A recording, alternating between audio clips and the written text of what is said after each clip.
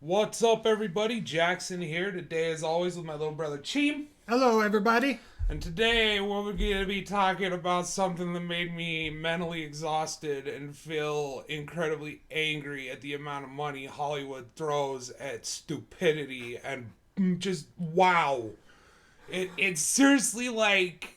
So we watched it the first time, about halfway through, we're like, all right, the Snyder Cut, I can see, Zack, all right, come on. Because here's the thing, Chubbs, we're fans of Zack Snyder, you could say. Like, I personally like 300, a whole bunch. I really like Sucker Punch, which a lot of people, people I respect, who I watch their channel a lot, they all, like, pretty much uniformly bash the shit out of that movie. I personally really like that movie. There's not much I'd like more than sitting down and watching Sucker Punch. Right. It's got sexy chicks kicking ass with a fucking like open-ended sort of story where you can interpret it several different ways.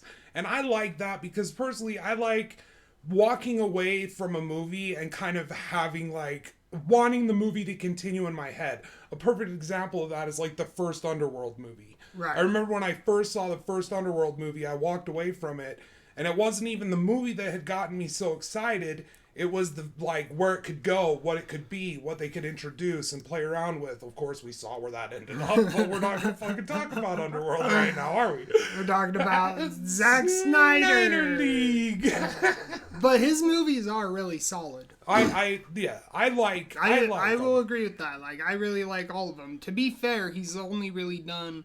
And we looked this up because we were like, what all has Zack Snyder done? Yeah, because I was like, 300, Sucker Punch, Watchmen's good. I'm just thinking of the movies that Zack Snyder I know of. And that's that's it. First Superman, I didn't hate it.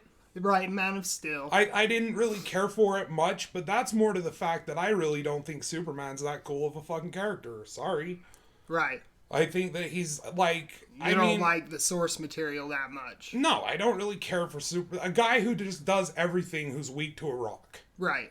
Right? That's who... Superman weak does everything except for he's weak to a rock. Woman. Yeah, and a human woman. Lois. To be fair, if it's Amy Adams, I'm weak to a human woman as well. But another movie that we found out that he did was The Legend of the Guardians, the Owls of... Ga'Hoole, yeah. And that's kind of blew my mind. I was like, no shit, that's a good movie. Yeah, I remember watching that and I had no idea that he did that. But I remember watching that and was like, wow, this is kind of fucking dark for a kid's movie. You know? But I like watching, you know, like when you see like How to Train Your Dragon and shit. Like I'm well over the age range that's aiming for, but I enjoy watching them, you know? Right. Like, for the most part. Yeah. Not recently. Yeah. But that's a whole other conversation. Because Hollywood will just run out of fucking ideas and then propagandize everything. Remake everything and propagandize it. That's what they do. Yep. I don't even know if that's a real word, but it sounds real in my head, so touche.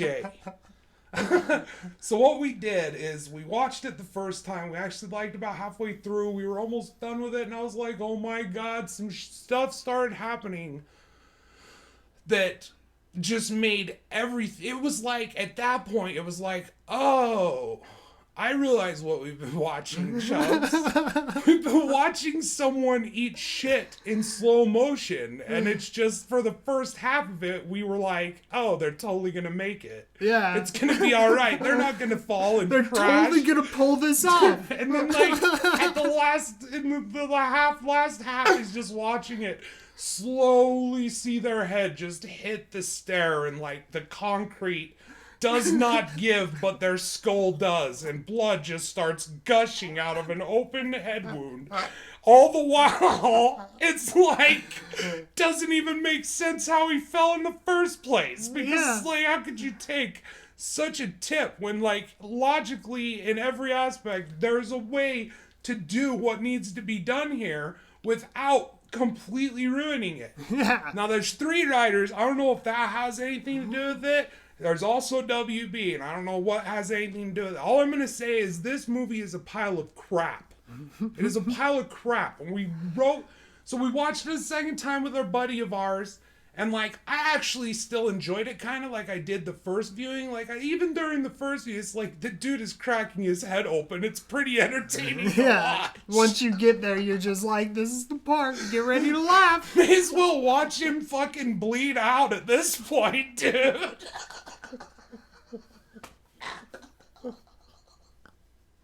And then, so, like, the second time we watched with a buddy of ours, and his reactions to it and his anger was, like, just so entertaining and cathartic. Just listening to him at the same points, like, hold on. Yeah. Like, at points, having the exact reaction we were having at points. Yeah. And I'm like, yeah, dude. And then he called out some stuff that we didn't realize, and that made us laugh. So then we watched it a third time because at that point I was convinced. I was like, we got to do a video on this, dude. This is ridiculous. I'm not a huge fan of, like, almost every character in this movie, but I like Aquaman. I like Jason Momoa as Aquaman in his movie and in this. Like, I feel like he is fine in this. It's some of his actions and, like, contrivances, but we'll get the... I like Wonder Woman. I really like Gal Gadot. Gal Gadot is so gorgeous that she is distractingly gorgeous. When she is on screen, like, I missed plot points in viewing 1 and 2 that I didn't get until viewing 3 when we decided to take notes of every scene. The Shrine of the Amazons is the... Oh, by the way, spoilers. Spoilers throughout. We're gonna be like, if that was made apparent. The third viewing, we took notes. Like, I was like, we're gonna make a video. Let's take notes. Let's take into consideration this movie is 4 hours long. It's so 4 hours long. Even after the second viewing, there was so much that just like, because we're gonna just say this flat out: the story and the script at a certain point falls apart once you start thinking about why, what, when, and where. I think it falls apart from Batman versus Superman. Like, it absolutely does. Batman versus Superman introduces so many problems into this. And, like, full disclosure, I like this one more than I like the Whedon cut, because guess what? I couldn't make it through the Whedon cut. Yeah. I tried like 5 times to watch that movie. Which is... Turned it off out of boredom, or fucking just straight up fell asleep during it. Yeah. And it's like, when I'm watching that, I want to watch from beginning to end. And this happened with Captain Marvel. It took a few viewings, but by the time I finished Captain Marvel from start to finish, I don't want to, like, come back in and find out where I fell asleep and then, like, start from there, because I feel like that fucks up the experience of watching the movie. Mm-hmm. I feel like the movie they're being presented to you from... You need to start here and you need to finish here. It can't be broken up into chunks. Yeah. And so, like, 4 hours, 2 viewings, sitting in like that, like, on the third viewing, we could not do it, Chubbz. We had to take breaks just because of how headaches. And that's the thing, too. Is anger. Like, so this that's the thing, though, is once the script hits that point and it, like, starts bleeding through that open head wound... After you watch it, after that point, again, like the second viewing, there's just more crap that conflicts just based off of you now know the knowledge of how this is, like, the series of events of this movie. So now there's, like, more crap that you're going to uncover on this viewing that's just not going to click in your brain, and just more questions. More questions. And then the third viewing, it was just, like, constantly over and over. Well, because we were also, we were turning subtitles on so we could be very specific about details, as specific as possible. We were... like pausing it to take notes and write down what's happening and what we, things that basically in the beginning you'll notice the notes aren't really that long, but they get longer as it goes along, because we were mainly like, I was like, let's focus on things that we like or things that we saw a problem with, and we'll just put it from the opening all the way to the freaking end, and we'll see like how it stacks up. And like, it was so awful watching this and doing this that I seriously, this movie made me so mad. And I'll tell you why. Because the whole time in my brain, I'm constructing a situation where, like, you're saying they need to let it breathe. They need to have more movies like Marvel. And I'm like, And another thing you said, though, while we were talking about this, that was so awesome because it shows that, like, they can't really do that approach because of the fucking nature of the universe of which this is taking place. You got Superman, who is a literal god on Earth that can be undone by a rock for some reason, but we'll move past that because it doesn't come up very often. You have Wonder Woman, a 5,000-year-old Amazonian princess who's half god, who is like super fast, super strong, and incredibly intelligent, and has the power of exposition, the likes of which we've never fucking seen before on this planet. You have Aquaman, fish dude.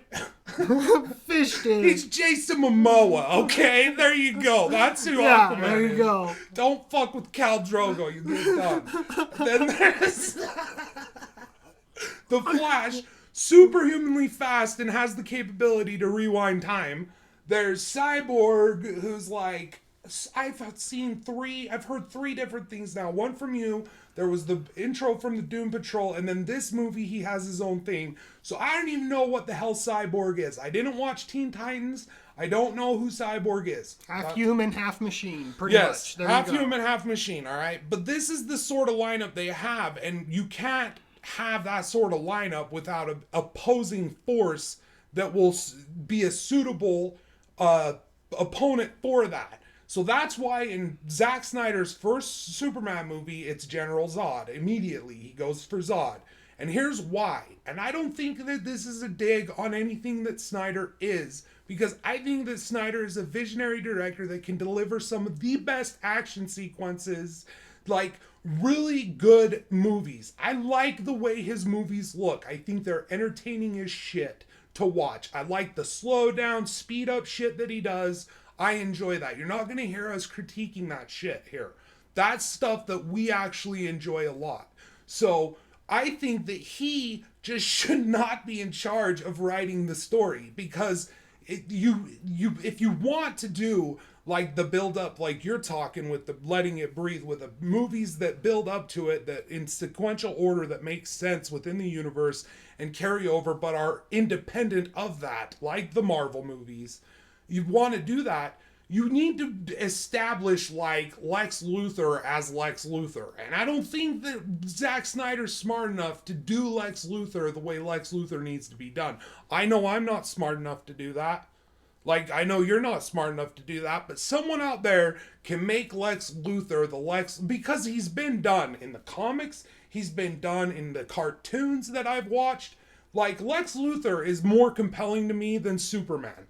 And instead of, like, using that intellectual genius, like, playing the market against itself, holding on to the cure for cancer and AIDS, and instead of releasing it in its full effect, drip feeding it to the public so it will only prolong their lives, not cure their lives, because that way they have to stay leeched to your pharmaceutical company. Like, you can do Lex Luthor good, and you know what? It would be better than like the Pedro Pascal character from the new Wonder Woman movie, which he was kind of like that sort of guy, like super evil, rich, smart guy. But really, in the end, he just ended up becoming... But it was spoilers throughout this. Yeah. He ends up becoming a wish rock for whatever fucking reason. And his character was like an oil guy? He was like an oil baron who was selling oil that wasn't real. The whole time I was just laughing, thinking of Sunny in Philadelphia and Charlie. I'm an oil salesman, you know what I mean? Like, I just was laughing. And then I found this here wish rock. That was the real fucking prize. That's what I was thinking the whole time. I was like, you could not get a more, like, comically stupid backstory for a villain. No. Straight up. Like, you couldn't.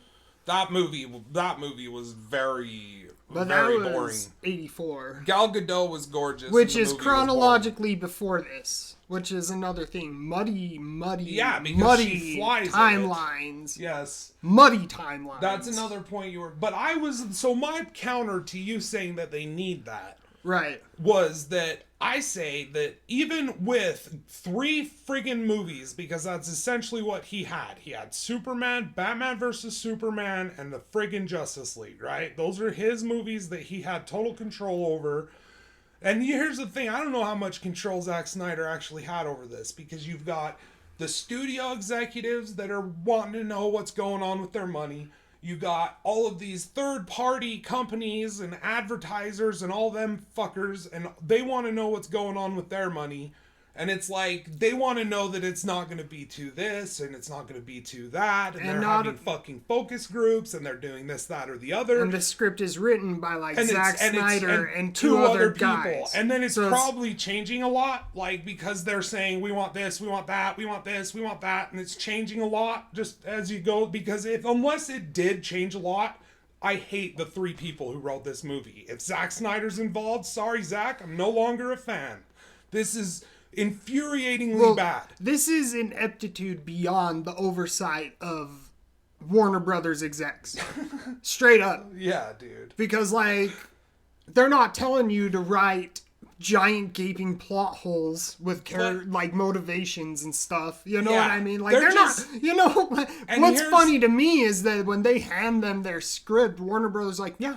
None of them were like, this is a problem.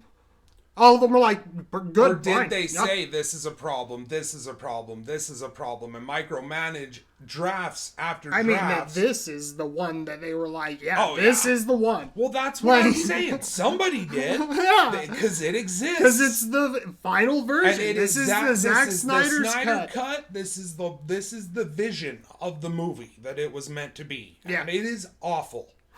I mean, visually, I like it. I like a lot of the action scenes we'll be talking about. Oh, yeah. I like a lot of the, I like some of the musical choices, but then at the same time, I have issues with them because they're literal.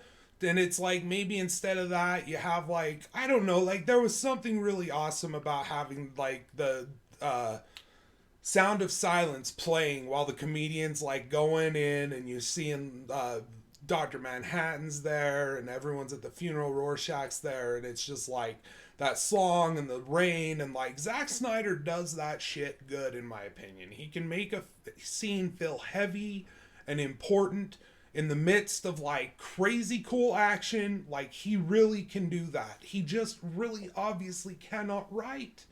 He cannot do it, dude, and there's nothing wrong with that.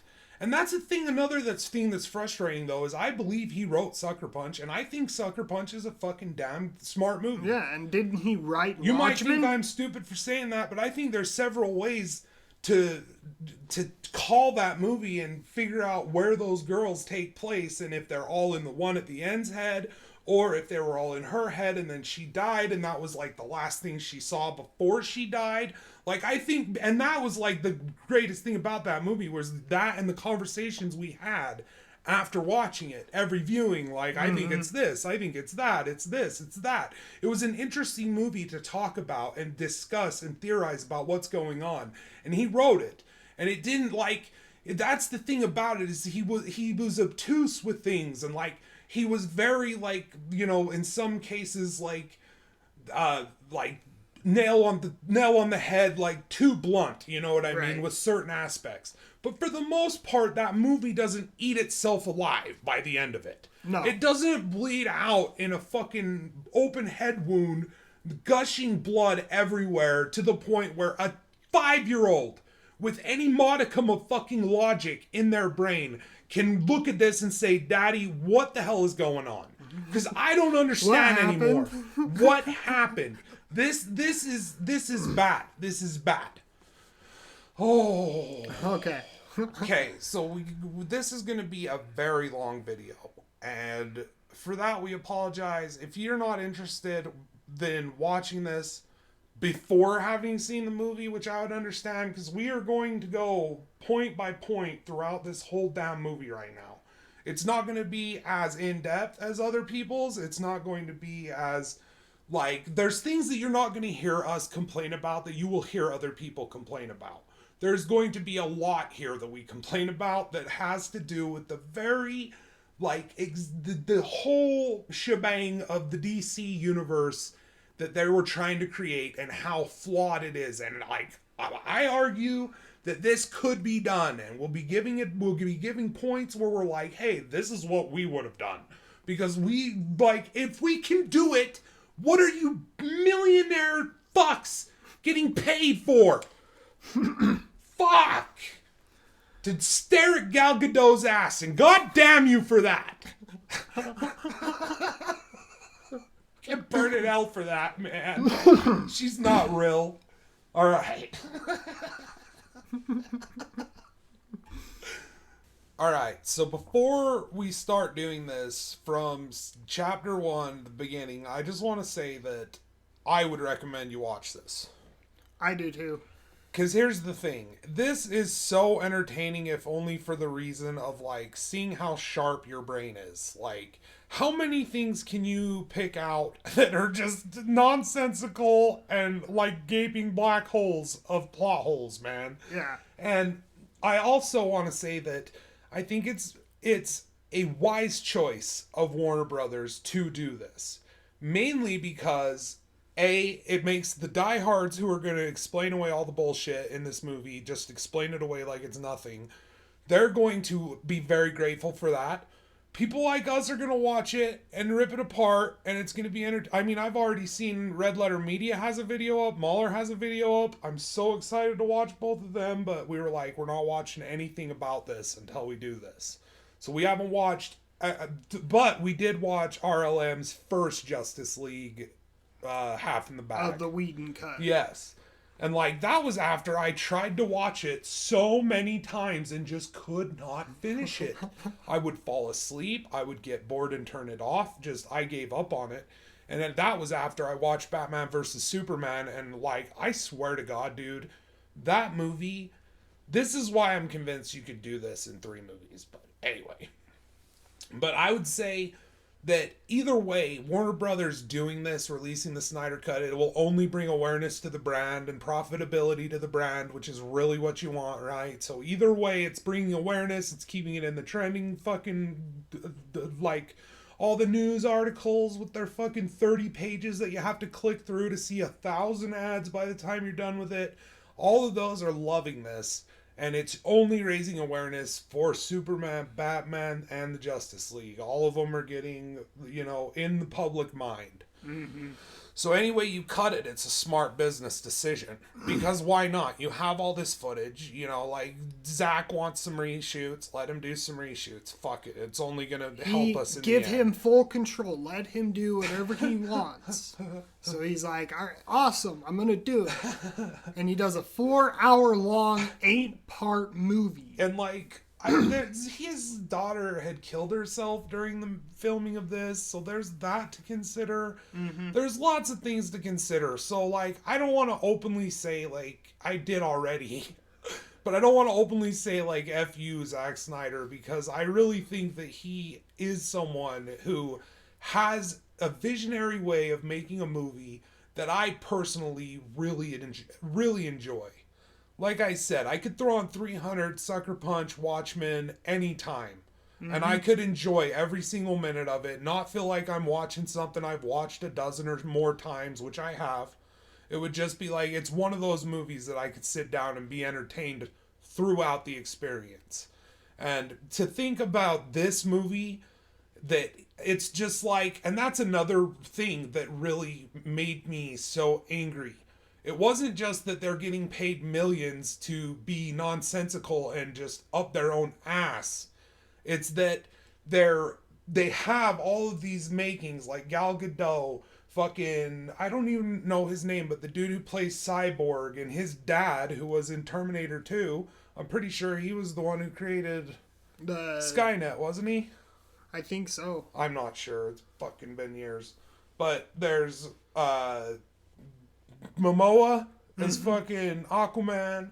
There's Affleck. Henry Cavill as Superman is amazing. Oh yeah. Ben Affleck as Batman would be good if you didn't have him in a fucking hobo's Batman suit. Like a and you make him suit. Out to be nothing more than a wad of cash, and that's it. Like, Batman isn't Batman in this, but there's points where I see Bruce see the potential. Bruce Affleck. Bruce Affleck. I see him in the bat cowl, and I see him with his grimace, and I'm like, he is in it. Mm-hmm. And I really believe that he could have been amazing, but it's all wasted. It's all wasted. All of it. I really like Steppenwolf, how he looks. Darkseid is amazing. This whole scene in the, it's just like there's so many things. But we recommend you watch it before you continue watching this video. Chubb's looking at me like, bro. It's a 4-hour movie's worth of notes. We gotta just start. We gotta get going, dude. We gotta get to the intro, man. All right, here we go. So we recommend you go watch it. It's fucking, this is all spoilers. Spoilers throughout. All right, here we go. The opening. What we're going to do is we're just going to read our notes that we wrote, and then we're going to have a little discussion about it, about what's going on and shit, and like talk about how ridiculous certain things are, how cool other things are, and there you go. The intro feels more connected to the previous movie compared to the Whedon cut. Opens with Superman's death and Cyborg sitting in an apartment with the mother box sitting in a closet. After Superman dies, you see them. This is one thing I noticed that we didn't put in the notes here. When he dies, he lets out a death keen that echoes across the planet. Yeah. And it's like a sonic boom death keen. Sonic, yeah. That's a good name for a punk band, by the way. You can coin that if you want. Fucking sonic boom death keen that goes around the planet, and once it hits where the mother box is, that's when the mother box wakes up. I didn't even see that until, it was 4 times in. Me and Thomas were checking it out just to see what the fuck, because we were looking at Steppenwolf from the Whedon cut, and then Steppenwolf in the Snyder cut, and we were like, wow. Yeah. What was Joss Whedon doing, dude? Or what whoever were made they decisions. just doing, yeah. But maybe that was what he always was intended to look like. Maybe that was Snyder's vision, and then the reaction to fan backlash, and not being a cartoon supervillain. He's a video game villain. And the redesign is to fill in that reaction to that. But after Superman dies, you see the mother box wake up. Mark Eisenberg Lex is on Zod's ship, where randomly the computer shows him a vision of Steppenwolf with the mother boxes, and it is never explained. It then shows the other 2 mother boxes waking up in Atlantis and Themyscira, followed by scenic shots of Batman hiking and riding a horse over mountains to make it to Aquaman's super secret fishing village. Okay, so the thing about, alright, so to start with, the Superman death keen is a good place to start with, where they already went horribly wrong, and that, in my eyes, it would have taken a lot of letting certain things go and focusing more on other things and making those other things make sense to make up for the fact that Doomsday is a clone of Lex Luthor and General Zod's corpse that a computer within Zod's spaceship created in special yellow goo water that is a birthing pod or a spawning pod or birthing pool? I'm not sure. It's been a while since I saw Batman vs. Alien Superman. birthing pool?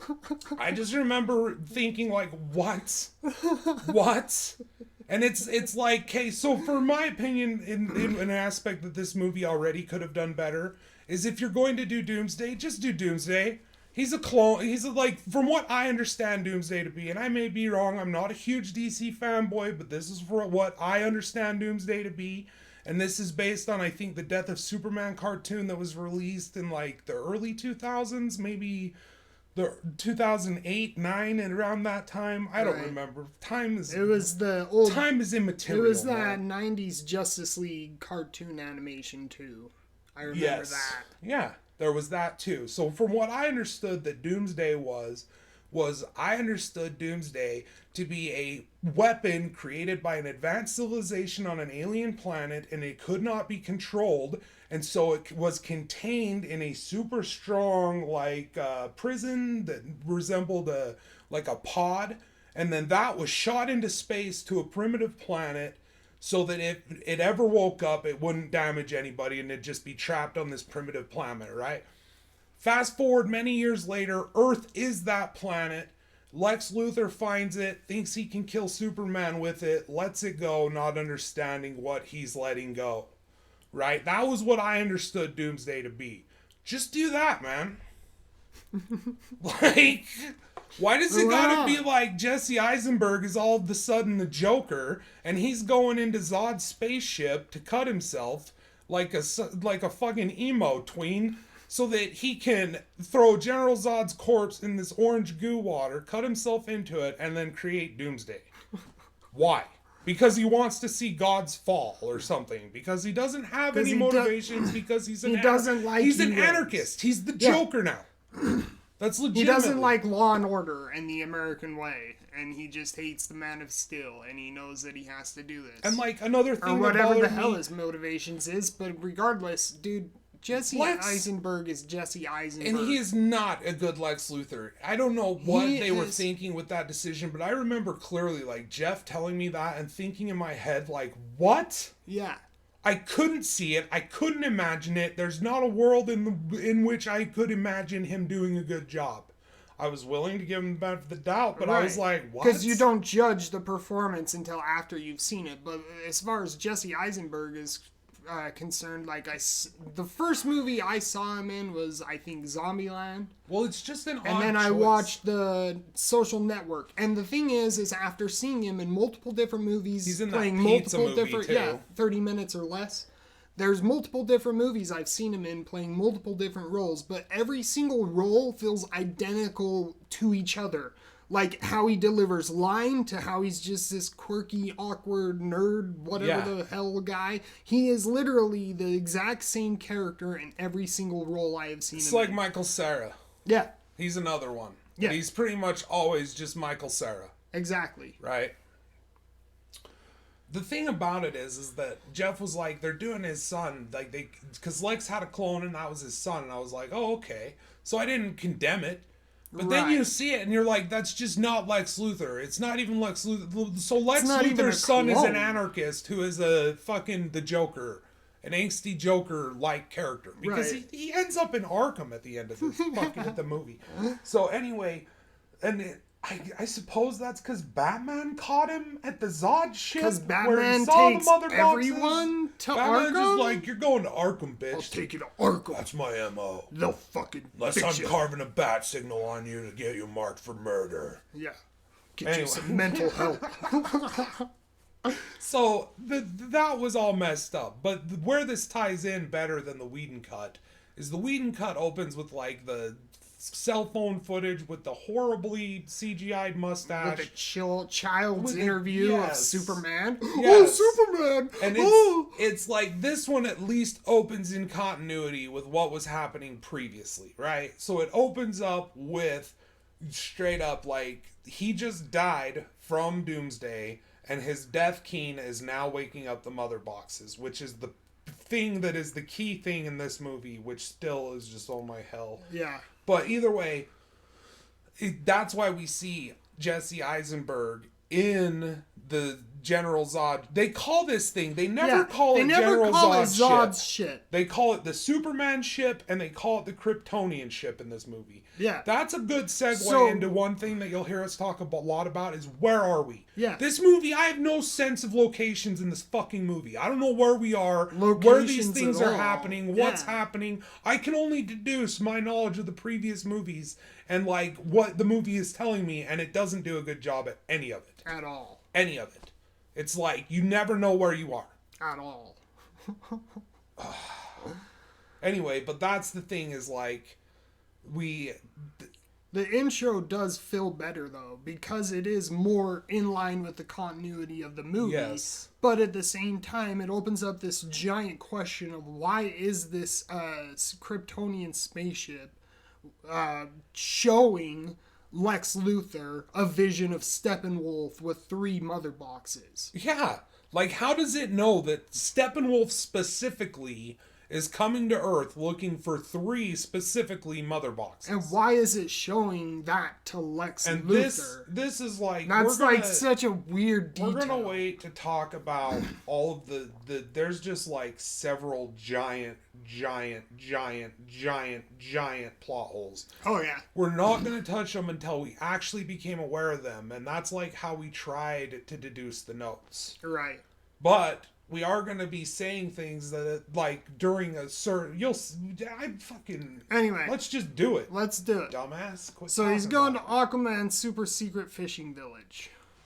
Which is another thing. Yeah. Aquaman has a super secret fishing village. Yeah, and what All the right. hell? And how does Okay, so he's going to his super secret fishing village that he has to hike over the mountains in the snow. And I actually liked those shots of the snowy mountains. I actually like those shots, but it's like, all right. Yeah. So here's chapter 1, scene. How did we do this? It was just chapter 1. All right. So this is it's broken into how many chapters, and then there's an epilogue. This movie ends more times than the Lord of the Rings. And all of them are dumber. Yeah. All of them are way worse. Okay. So, how does Batman know that Aquaman is at this secret fishing village that appears to be in the deep Antarctic? If a previous movie explained it, we missed it. Why wouldn't they show the audience somehow why Batman knew these things? Aquaman's farewell song is ridiculous. Because it's basically... Batman's asking him to do... So there's several things that I remember... Yeah, there's a lot of things in this scene. So... First of all, they could have, what you said while we were watching it, you were like, they showed the shot of him getting coffee at the campfire while he's traveling. Why couldn't they have also shown him, while he's drinking his coffee, be looking at a laptop or something that gives him, Arthur Curry, and his picture and cited here by blah, blah, blah. Yeah. You know what I mean? Like some sort of like dossier or recon info something to explain. Aquaman. And maybe they show, and when you said that, I was like, well, maybe they showed that in a stinger credit scene or some one of the movies at some random point. Yeah. I don't remember it ever happening. Yeah, who knows? That was the thing. I don't remember it ever happening, and I think you should assume that the audience may not remember it ever happening. And if it did happen, then just use the same, dossier information that you used before and just have it be on a laptop that Batman's looking at while he's chilling around a campfire drinking coffee in the Antarctic. Yeah. It's that simple, man. It's just he already knows these things. Like, he knows the fishing village, and, he knows that Arthur Curry goes there and that he has powers. And while he's talking to them through... Arthur Curry, who is Aquaman, while he's talking to the village chieftain or whatever of the fishing village for it, he looks at Aquaman like he knows that he's Aquaman. Right. He's like, I'll leave when we've talked. And then he holds out money. And this is the thing that really annoyed me is in this scene is it's one of the things it's one of the beginning signs of what Batman is to the creators of this content. Batman to the creators of this content is Jeff fucking Bezos. He might as well be. There's nothing uniquely Batman does no Batman shit in this movie, okay? He is a walking piggy bank. Batman is rich, alright? That is a part of who he is, and it is a huge portion of why he's able to do the things he's able to do. But there's also a lot of logic. There's also a lot of training. There's also a man who dedicated his entire life to making every single muscle in his body capable of a lethal strike. Because he knew from a very young age that is what he wanted to do. He wanted to protect people so that this didn't happen to other people, what happened to his parents. So some other kid didn't have to go home to an empty ass house wondering where the hell, how their life could be different and having their entire innocence and childhood shattered in a moment of bloody murder. He didn't want that to happen anymore. He wanted to make the world a better place. So he trained his mind to be sharper than a razor. He trained his muscles to be tighter than a tiger's. And he trained his reflexes and his fighting knowledge to the point where he knew every martial art on the earth that ever had been taught. And he was a master of it. In this movie, Batman hands Aquaman a stack of cash, and that's when Aquaman's interested in listening to him. Yeah. And over again, this happens, where Bruce Wayne is boiled down to a McScrooge Duck fucking money bag. Yep. Over and over again. And it's infuriating to me as him being one of the only characters in this movie that I actually had enjoyment of outside of this movie, is now one of the characters that I could give a fuck less about in this movie. Now I care about Wonder Woman. Now I care about Aquaman. Now I care about Cyborg. Right? I don't give a shit about Batman, dude. I even care about Superman more, and he's in this movie far, far less. Mm-hmm. I'm more entertained by Superman's on-screen appearances than I am Batman's. Or The Flash, but that hasn't begun yet. Anyway, Aquaman's farewell song is... So at the end of this scene, he basically talks to Arthur Curry, he finally gets him to see his reason, and he says, come on, come fight with us, we need your help. Because Superman died, and then I had a vision that was from The Flash that said bad things were coming, and I need to get a group together so we can protect it. So, will you help me? And Aquaman takes his shirt off and his sweater off, and he throws them on the ground, and he says, I don't work with anybody. And he walks off and swims away into the ocean. And after that, these three women who live in the fishing village start singing this song to him, like a farewell song.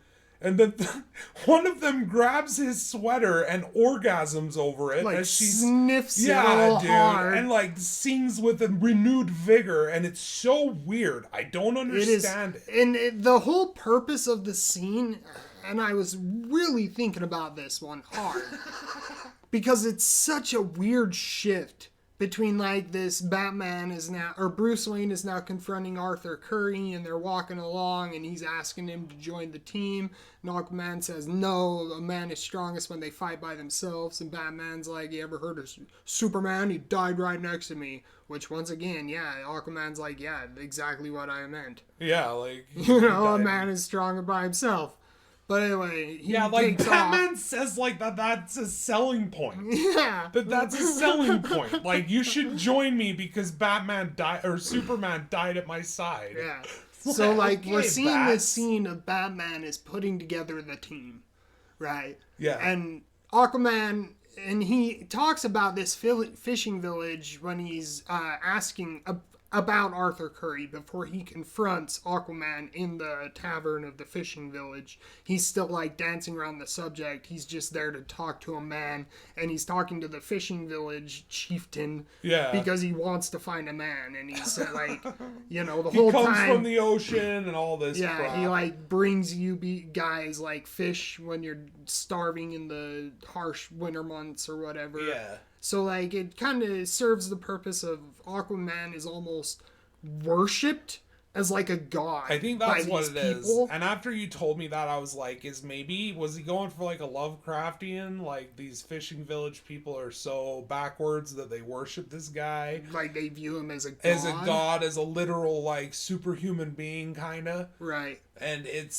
it's obviously what it is, but it's weird. And it's such an abrupt thing. And such a long scene. It goes for days, and it's really weird. Like, you could show the exact same thing in such a different fashion, but, Zach's going to do what Zach wanted to do.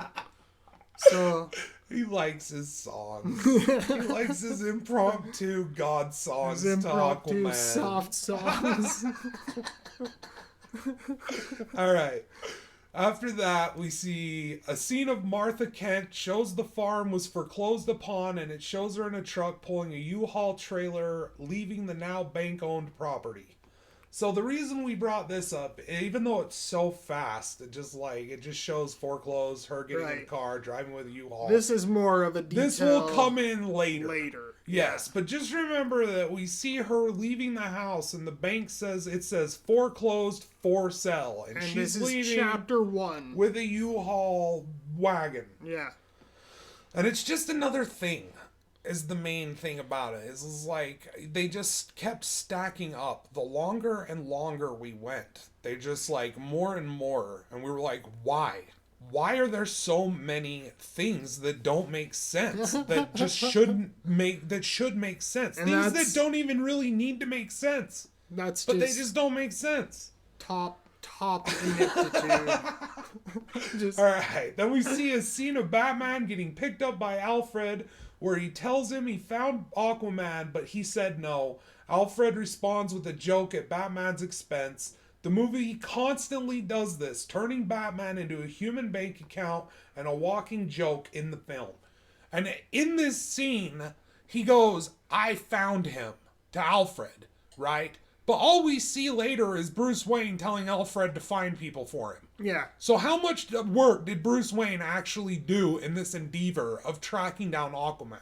Did he get, like, information from Alfred that he was there, and then he's like, I found him, Alfred, where you said I would. You know what I mean? Because, and what was the joke? The joke at his expense was essentially, maybe a man who's been brooding in a cave for 20 years isn't really fit to put together a team. Yeah. Or something along those lines. But it something does about over him and over. brooding in a cave for 20 years and how Yeah. he's like this comically dumbass fucking just rich fucking brooder who's emo.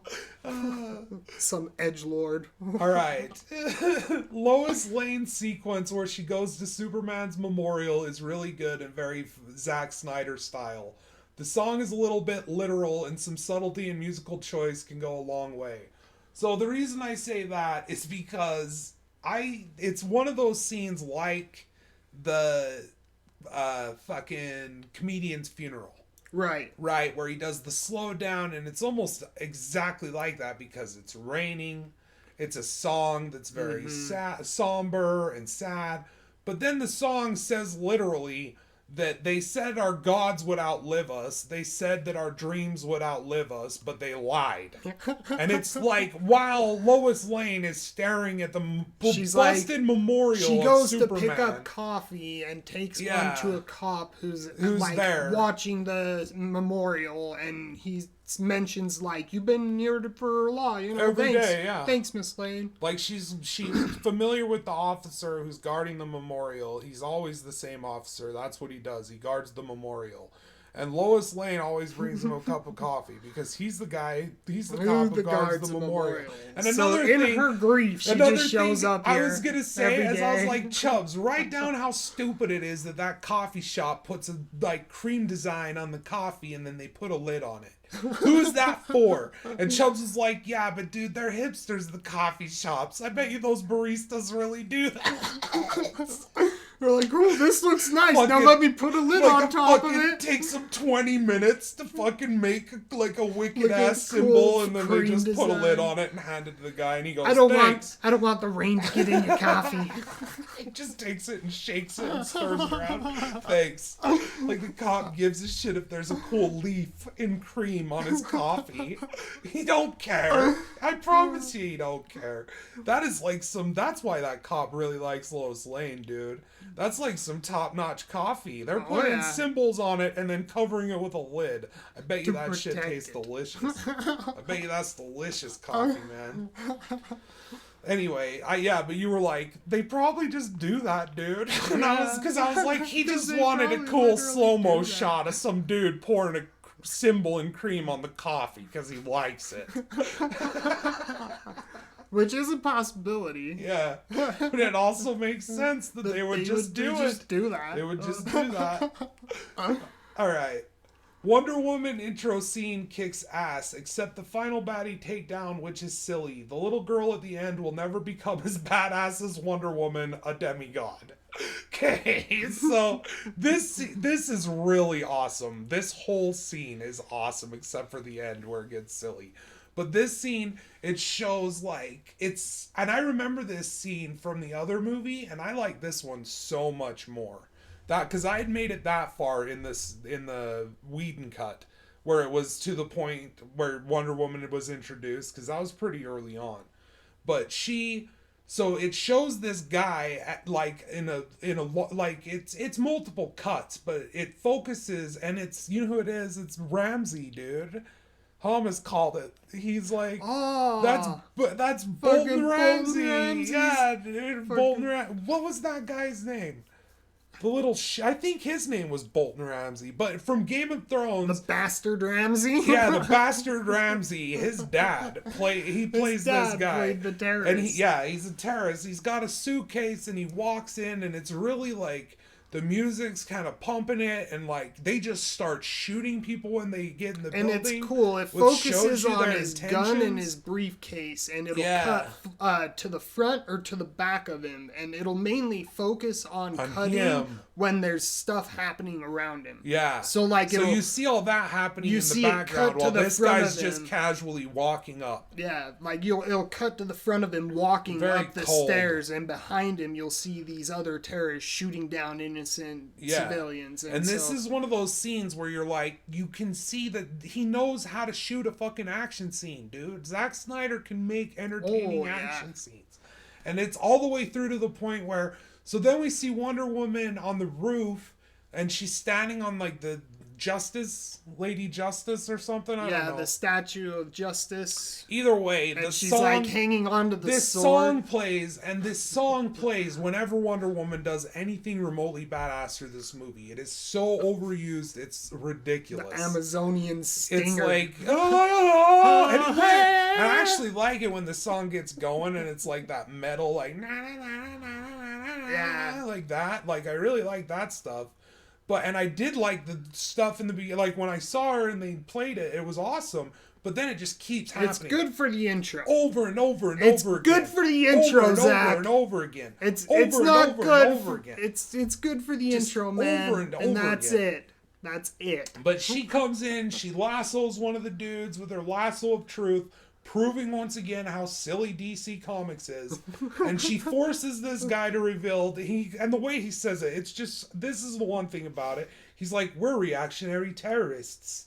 And he like tells her basically that they're going to set England back 10 years. 100, to the Stone Age. 100,000 years back to the Dark Ages. By blowing up this building, which is probably like an important financial building and or the bomb something. is set to arm and blow like a 2-block radius to, all the way down. So, and like, that's another thing is in this scene with Ramsey, he calls the police and he's like, we have children. Yeah. And he's holding children as hostages, and the cops are looking it up, and they're like, they confirmed that yes, there was a school field trip to this museum or something. And so it shows all the schoolgirls in there, and they're all like huddled against the wall with everybody. But and this guy is just arming a bomb to blow everyone up. After he gets off the phone, he opens up this briefcase and starts arming this bomb. Like, he's not there for money. He literally is using the children to hold the cops off long enough so he can blow the bomb up. Yeah. Which the bomb had a pretty short timer, so I don't know why he didn't just... I think he wanted it to be a spectacle. Right. Was the point of it. Is that get all the cops there, get it on the news like right away. Have it be a spectacle before it even happens, you know? And so then he arms the bomb and Wonder Woman comes in and it's so like... he does these slow to speed up action shots and I love them. I love how he does them. And it shows her like dodge a bullet and the whole time she looks at like the clock on the bomb and she's like, shit, this has got to get out of here. Yeah. And then so she just hurries and like takes down and that's when it speeds up and she just whoops ass. Everyone in there. Smacking guys hurry up and runs over and like blocking bullets and she grabs the suitcase and jumps straight up out of the building and she throws it up in the air and you see it blow up. It's awesome. And then it goes back to the Bolton guy and he's like looking around like he can't even believe what just happened because it happened so fast. That's the thing is the time on the bomb is like, it's like 15 seconds and she's just in there, knocked everyone to shit and thrown it up in this and completely undone all of his plans. And this guy has a look on his face where you're just like, wow.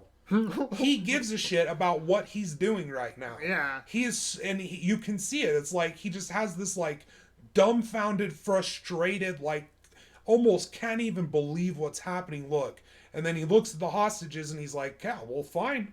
I'm gonna start going to work. Yeah, so then he realizes his pistol's empty and he grabs an AR and he flips it to full auto. Or single auto, and he goes to start shooting them and Wonder Woman comes back in and blocks it, and that's when he flips it to full auto. And we see like her block 1 or 2 maybe in slow motion, but then it just speeds up and it looks so awesome. Yeah. I love it. It looks so badass. Yeah. I love it. I loved that scene, and I really like Wonder Woman in this. Oh, like, yeah. Gal Gadot But is then gorgeous. the takedown... She can sing Imagine to me anytime, and I would love to imagine with you. I would love to imagine anything you can tell me to imagine. At all. Anything. But the thing is, bringing this whole scene up to the conclusion is after she's done blocking the bullet shots, then she does the baddie. Oh, yeah, because we said... Which is the setup of her most useful arsenal in her weaponry. Yeah, and she uses it all the time. It's just setting it up. So she, like, slams her wrist guards together? Yeah, her bracers together, and it creates this giant flash and explosion of sound. And it, like, blows out the whole freaking, like, side floor. Of the building. And, like... And the dude... And you're just like, that dude's dead. Yeah, and here's the thing about it, is the dude's ammo clip was empty, and you established earlier that she's fast enough that she could have easily got to him and taken him down. Yeah. And not only that, but it's established that he is there to kill people. Of this building. He doesn't care about his life. Yeah. He's clearly, obviously, there to kill himself as well. And that's why we were like, it would have been cool if she kept him alive and handed him to the cops. Yeah, run up and grabbed him by his head and then, like, jumped out the building and landed and handed him to the cops. Like, here you go. You know? Here's a terrorist. But she, like, takes out the whole side of the building instead. She opts out to just blow out the side of the whole building, bro. And then at the end of that, she's then, like, making sure that all the hostages are okay. And one of the girls is looking all really sad and, you know, like... Scared, obviously. Scared, yeah. And she walks up, she says, "Are you all right there, princess?" And the girl looks up and says, "Can I grow up to be like you?" And Wonder Woman's reply is, "You can grow up to be anything." Grow up to be anything. And I immediately, even the first viewing, I was like, no, you'll never be able to grow up to be a 5,000-year-old Amazonian princess who's half god. Yeah. Like, you know. Yeah. Sorry, it's daughter not of gonna Zeus happen. and Hippolyta. It's not and Hippolyta's clearly, like, ancient. Yeah, she's dude. like immortal. Yep. And it's like the Amazonians were created by the gods to protect the world of man, so they're like angels, right? So they're like the Christian angels, but Zeus created them instead. So like DC Comics, man. All right.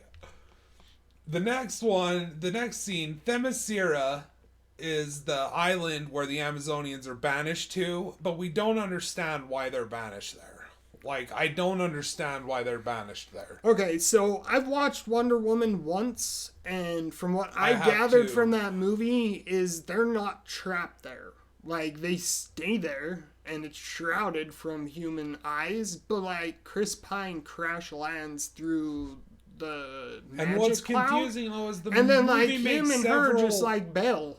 Like they just hop she up. leaves, but is that because she's special? That's the thing. She's the daughter of Zeus. Yeah, that's the thing. Yeah. So like that's pretty muddled, but they make a point throughout the movie to refer to the Amazonians as being enslaved to the island or captured to the island before they're enslaved. Imprisoned. Yeah, enslavement, imprisonment. I don't know what the hell. Yeah. Anyway. The queen is brought to the mother box and told it is awake. She responds, it's been asleep for thousands of years since the first age. Then they are attacked by Steppenwolf and he gets away claiming one of the 3 mother boxes. So, first and foremost, I really like the queen. She was, what's his name? Joaquin's sister in Gladiator. And she also played in Devil's Advocate. Yeah, that's what you were saying. That one with Keanu. Yes. Was that Devil's Advocate? Yeah, I think so. Yes. She played his whorish sister, Yeah. that was also the devil. Spoilers! Anyway, I like her in this. I really like how she looks. Like, her costume design. I really like the Amazonian costume design. Like, especially later when she's in that golden cloak. But we'll bring that up when we get there. But still, and like, the Amazonians are very reminiscent of the Spartans. Yeah. In this scene. Yeah. Like there's that scene where Queen Hippolyta says, Steppenwolf. "Amazonians, show him your fear." Yeah, and well, it's because Steppenwolf. So the mother box is awake.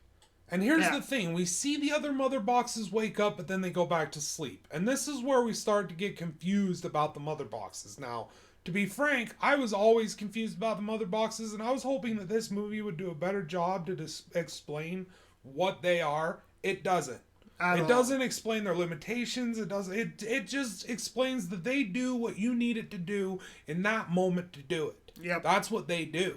Because they do several friggin' things in this movie that don't make any damn sense. And they constantly ride them being one way and then revert that, and then ride them being one way and then revert that. And it's just like... They take it back. Choose one, please. And so she says they've been asleep for thousands of years. We want to make a point of that.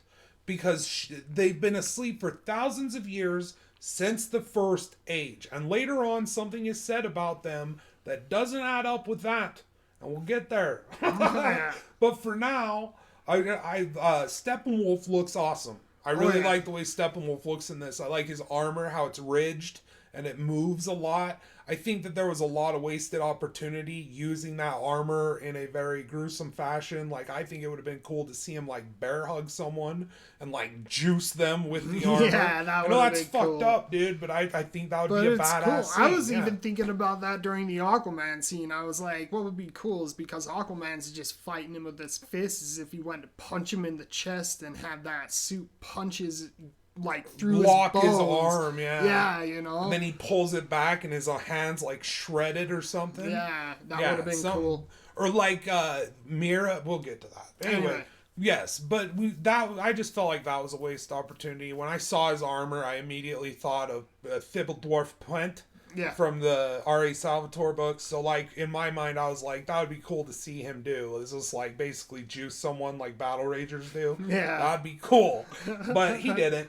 Anyway, but he says to them, he's like, I will eat your soul and devour your fear. And he's like, protectors, you failed on thousands of worlds. You'll fail this time too. And like, so the queen says that awesome line. The Amazonians, show him your fear. Yeah, because he's like, I will feed on your fear or something like that. Something about their fear. But all of the Amazonians' response is very Spartan. Like, they all just scream and start we attacking. We have no fear! And they just start firing unloading and going arrows. Nuts. Yeah. There's like some that are jumping up on him and like restraining him so the queen and her handmaiden can make it outside with the box. Mm-hmm. And like there's these buff chicks like holding these big old hammers and they're like slamming these wooden supports.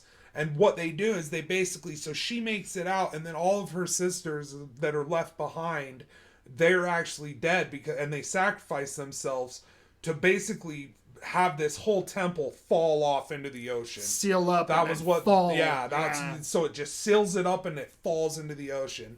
And like Steppenwolf had a bunch of parademons. We see the parademons. Mm-hmm. They are, and this is where another thing, the parademons, we'll get into that later. Yeah. But so there's parademons and Steppenwolf, and all the Amazonians sink to the bottom of this ocean. The queen thinks it's safe, and then she sees Steppenwolf come out, and she's like, get away, and they're trying to get away with the mother box, and there's a chase scene. But previously, she had sent one of her warriors to go get the, what did she call it, the elite force, or basically pretty the much army. The whole army. Yeah, get the whole army. Just get everyone. Yeah. We need fucking and so help. There's a chase scene, and it ends, it's pretty cool. There's a part where an Amazonian woman grabs the box, and she ties a rope around the box and then ties it around an arrow, and she like shoots it at the last second as Steppenwolf's axe is coming down. And it's like you just kind of see the force power of his strikes, which is like this glowing yellow light. You see that kind of coming out of her mouth as she shoots it. Right. It's a fucking there's awesome some awesome action There's some scenes. awesome action scenes in this movie, dude. It's just like you need the context. You need a brain. Yes. Yes. You need a brain. You just need to think about how the story should go and understand that you can't upend it off of dumb things. Yes. Like, and I find it impossible that no one throughout the course of this thought of these things and why they weren't addressed. I can't imagine. Just billions of dollars wasted on just stupidity. Just dumb. Oh my hell, bro. All right. But anyway, that pretty In the much. end, Steppenwolf gets away with the box. He's about to finish the queen off, yeah. but the army comes riding over the mountain. Yeah. And he takes off, and that ends chapter 1, and it goes up into chapter 2. And it just keeps going And there's 8 chapters. There's 8 chapters. And like our notes were kind of vague there. Like we didn't go in depth in detail through those. It's like we were mainly like going off of our memory. It's a lot of action, and his scenes are awesome, and we can remember those vividly because of how awesome they are. Dude. And that's what's sad is it's that like I said, we didn't realize we were watching someone eat crap and bleed out of their head. And then you watch it. Like we really felt like this was my reaction going very well. That first watch, I had a fucking meltdown. Yeah, we had to pause it so many times. I was screaming. Chubbz was I was so mad and ranting and Chubbz raving. was having ginger snaps left and right. I was outraged at like what they thought my brain. I felt like I was insulted. Like the writers thought I was dumb enough to like just go over that bullshit and just be like, "Yep, seems legit. Okay, that is fine. I like this movie." Give me some of that popcorn. There's some popcorn. Just shut up and fucking watch and turn your brain off.